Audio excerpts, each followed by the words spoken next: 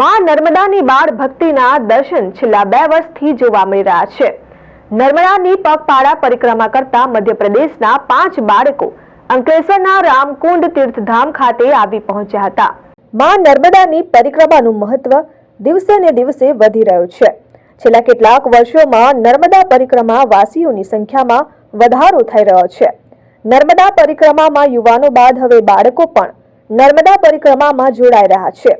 ચાલુ વર્ષે મધ્યપ્રદેશમાંથી દાદા દાદી સાથે શાળામાં રજા મેળવી એક બાળકી અને 4 બાળકો તેમજ અન્ય 2 નાના ભૂલકા પણ માં નર્મદાની પરિક્રમા કરી રહ્યા છે।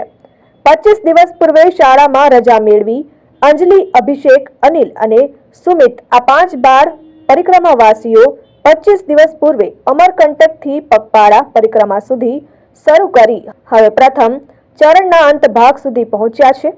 આ બાળકો તેમના દાદા દાદી સાથે નર્મદે હરના જાપ સાથે અંકલેશ્વરના તીર્થધામ રામકુંડ ખાતે આવી પહોંચતા રામકુંડના મહંત ગંગાદાસજી બાપુ દ્વારા સ્વાગત કરવામાં આવ્યું હતું અને ગંગાદાસજી બાપુ પણ આ બાળ પરિક્રમા વાસીઓને જોઈ આશ્ચર્યમાં પડી ગયા હતા। ત્યારે આ યાત્રા કઠિન છે, જંગલમાંથી પણ પસાર થવું પડે છે, ત્યારે મુશ્કેલી પડે કે કઠિનાઈ થાય તો આ બાળ પરિક્રમા વાસીઓ માં નર્મદાનું સ્મરણ કરતા આગળ વધી રહ્યા છે।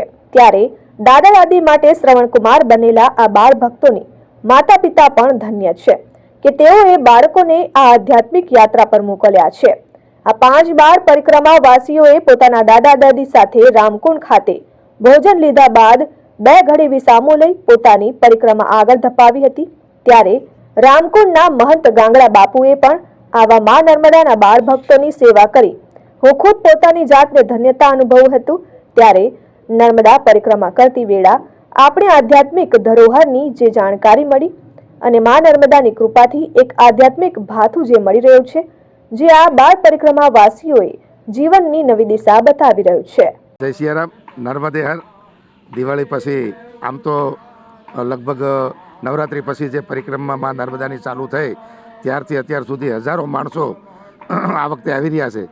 એની સાથે સાથે આ વખતે મને બહુ કૌતુક જોવા મળ્યું કે બાલ પરિક્રમાવાસી કે જે 12, 10, 12 વર્ષના બાળકો માં નર્મદાની પરિક્રમા કરે છે અને મેં એમને પૂછ્યું કેમ તમે, કે અમને માં નર્મદાએ ખૂબ શક્તિ આપી, ભણવામાં અમને ખૂબ બળ આપે છે એટલે અમે પરિક્રમામાં નીકળ્યા। મને એક આનંદની વાત છે કે માં પરિક્રમા નર્મદાની પરિક્રમા બાળ છોકરાઓ પણ પરિક્રમા કરી રહ્યા છે। તો અને રામકુંડ ઉપર તો અત્યારે હજારો માણસ રામકુંડ તીર્થ ઉપર આવે છે। 2 ટાઈમ ભગવાન મારા રામજી એમને દાળ રોટલો આપે છે, 2 વાર ચા આપીએ છીએ અને ખૂબ સેવા કરવાનો આનંદ મળે છે। પણ મને વધારે આનંદ એવો છે કે બાલ પરિક્રમાવાસી જે આવ્યા છે એ માં નર્મદાની કૃપા છે આ લોકો ઉપર, કારણ કે 3500 કિલોમીટરનો રાઉન્ડ ચાલતા કરવો અને એ પણ આવા બાળકો કરી શકે તો ધન્ય છે આમના માતા પિતાને અને એમની શ્રદ્ધાને પણ ધન્ય છે कि माँ हमारे खूब ध्यान रखे थे। मैं दादा दादी के साथ परिक्रमा में आया हूँ और ये सब लोग परिक्रमा में आए हैं माँ नर्मदा के, और मैं कक्षा 7वीं में पढ़ता हूँ।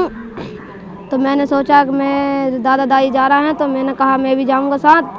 मैंने सर से छुट्टी मांगी तो सर ने कहा हाँ चल जाओ, हम आपको छुट्टी दे देते हैं। तो हम आज अंकलेश्वर में आ गए हैं माँ नर्मदा परिक्रमा में। हमको यहाँ पर भी भोजन मिले थे, हमने भोजन कर लिए हैं, भोजन बहुत अच्छे थे। कितने दिन हुआ आपको? हमको अभी 20-25 दिन हो गए हैं। पैदल आए। रास्ता कैसा था? रास्ता बहुत कठिन था, जंगल चले आए और हम माँ नर्मदा के नाम लेकर। Dharmesh Patel, RN news, Ankleshwar.